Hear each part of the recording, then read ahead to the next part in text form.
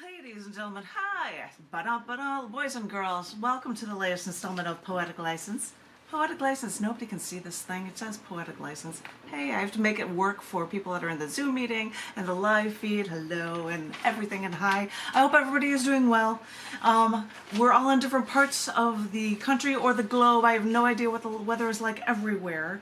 Tom and Susan, we've got similar weather, we're in the same area, but it's muggy. I was explaining to Zoom host John F. McMullen about how there are snails everywhere because there's so much water. I don't know if you guys have noticed that. There are snails crawling around everywhere, and I just was like, I didn't realize when there's not a lot of water around here, there would be snails everywhere. Why am I telling you guys this? I have no idea. But thank you for coming here for this latest installment of Poetic License. I'm going to start it by reading one poem, count it one, from the latest issue of cc&d magazine. It's called Wanderer. I think this is a groovy, cool cover. I have used it before. It is somebody walking along a power tower on the side of a mountain. If I show this thing as an open page says, since I've got it to the poem, it's like this huge, I'm like, I can't believe they're just walking across this building thing. It's blowing my mind. And so I had this photo and I'm like, well, you can be wandering out on power towers or power lines, why not? So that was the cover for this, and I have one poem that I was going to share from it because it's a long one.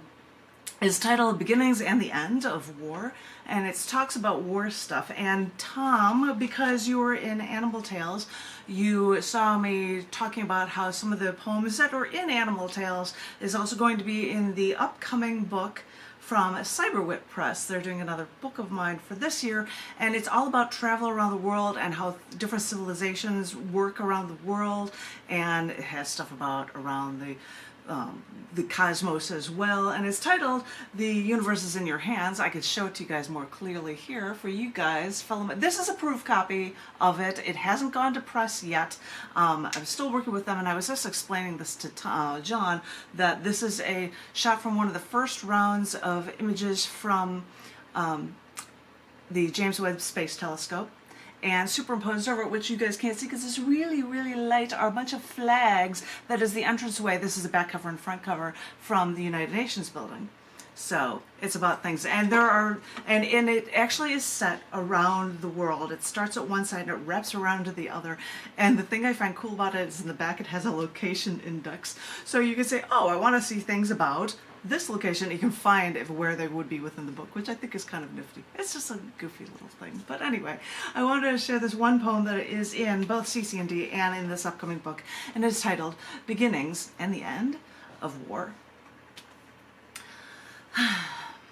Feeling nothing like the dictator waving his arm over his newly acquired European countries, I could only look over the massive expanse in the scale model, understanding how grandiose the depravity was for Dachau, as I stood in Hitler's expansive first and comparatively small concentration camp. Feeling more like Lu Xiaobo than any Chinese emperor, I stood where students sat to block tanks, but I stepped over the gold bars and doorways to enter emperors' rooms from one dynasty, then confronted another dynasty, climbed the stairs and got long stares from the locals before I traversed the Great Wall. Feeling the tumultuous pit in the bottom of my stomach that I can never shake when I think of Mother Russia, I thought of how even when other oppressive countries seemed to somehow welcomely embrace the U.S. commercialism, this longtime enemy never did the same, as I watched their armed guards. War is everywhere I go. First counted too many Gettysburg unknown soldier graves. Flew to Hawaii, witnessed the still bubbling oil from USS Arizona, stopped in Sulphur Springs to view the memorials honoring the Confederate soldiers who died in the Civil War. Even the Galapagos Islands, once looted for tortoise meat, even housed a naval base during the War of 1812. So I retraced Darwin's steps and past animal carcasses along my journey. Even in Antarctica, I first saw ravaged ships from whale slaughter in this now war-free continent. So I slept on the snow. But then I had to go.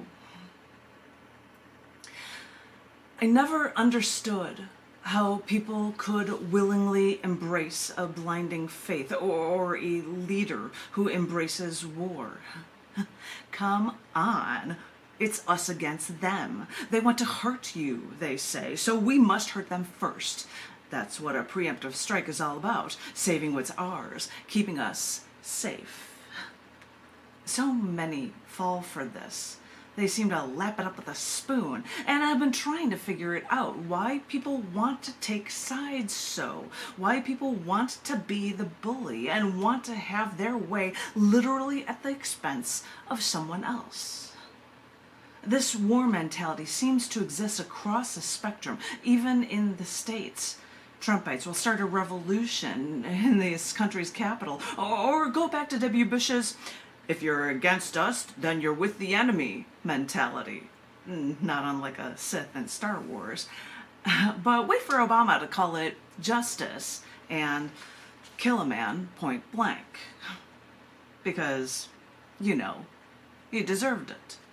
He went against the set of standards we've chosen to live by, and that means those who don't agree with us must face the consequences. It's just that cut and dry, plain and simple. Wrap your feelings for your government, for your country, for your God in a thick blanket of blind faith, and you can justify anything. People will do whatever their leaders say if they're in a state of war to protect our way of life.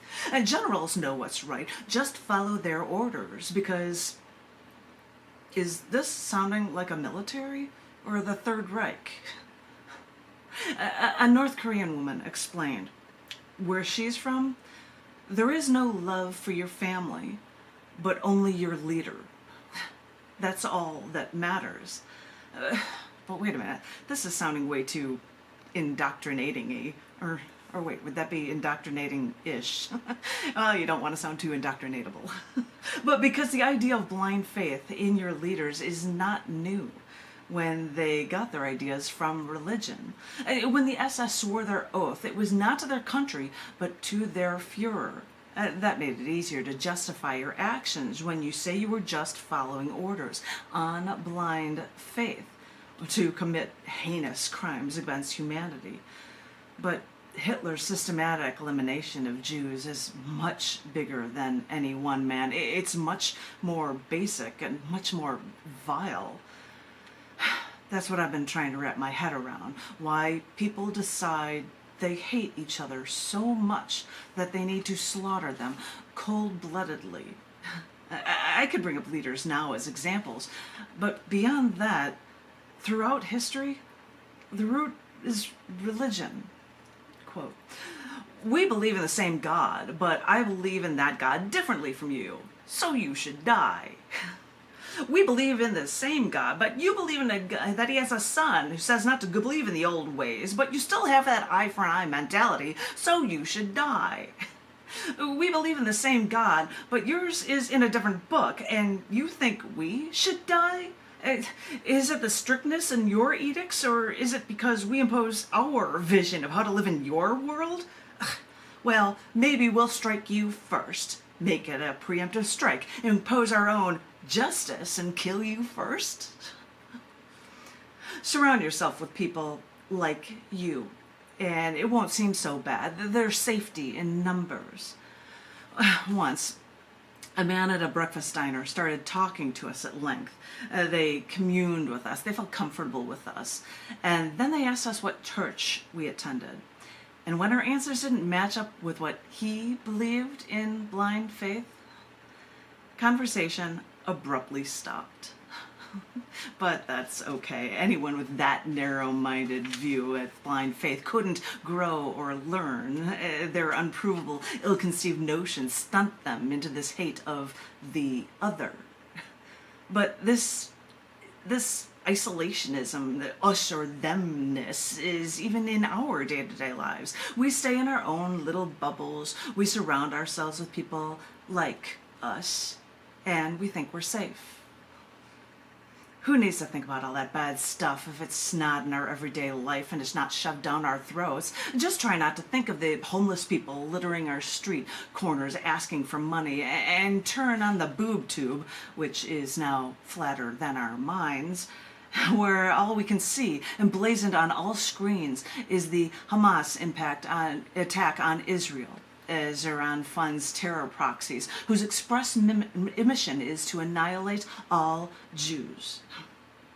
Like a lemming, I blindly turn on CNN for stats, MSNBC, as Rush Limbaugh credited their rantings, or Fox News, and for the urban definition, it defines them as, quote, a station that allows propaganda in order to turn people into mindless Republicans. They all share stories of atrocities, but flip to BBC News and you would think that 90% of their network covers every detail of this. Watch coverage of the brutal retaliation from Israel. Don't forget to stay more in line with what is ruled by the... Wasn't that region actually more in line with what is actually ruled by the British Empire? The Brits would squash any uprising, which sounds kind of like Israel now, after Brits created new countries and left all their old weapons for Israel to keep.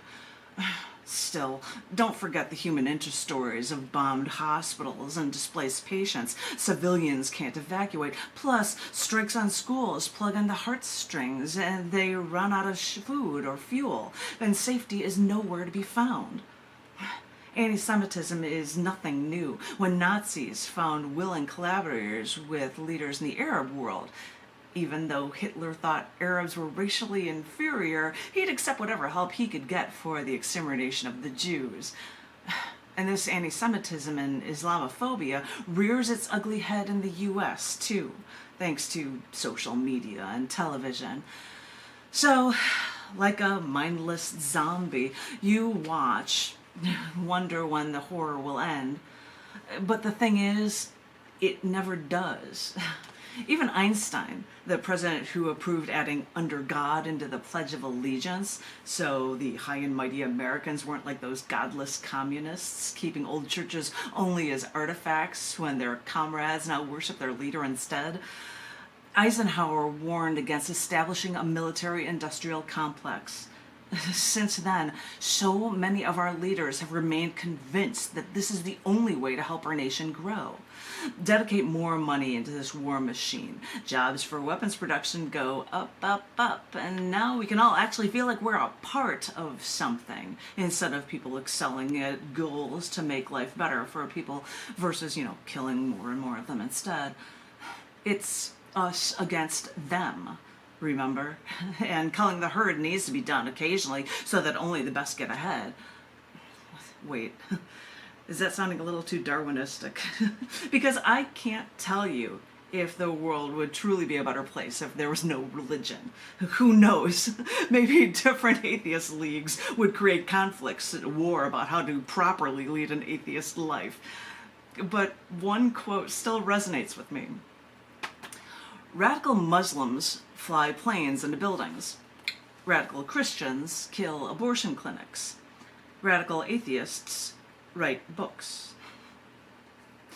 So, when naval bases can spring up, even in the Galapagos Islands, religion makes no place safe, as religions falsely claim morality, that the masses follow elusive orders, and blind faith exalts the lowest common denominator, instead of logic and reason instead.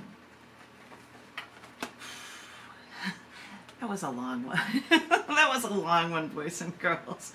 And I don't know if I can turn it, if it'll turn for it, but the universe is in your hands is what that was also in. I'm trying to show it off. Of course it turns back, so I can't show the single page cover for you guys, but that is not only in cc&d, but it's also in the upcoming book from from, it's really hard to show these things to you guys, but I try.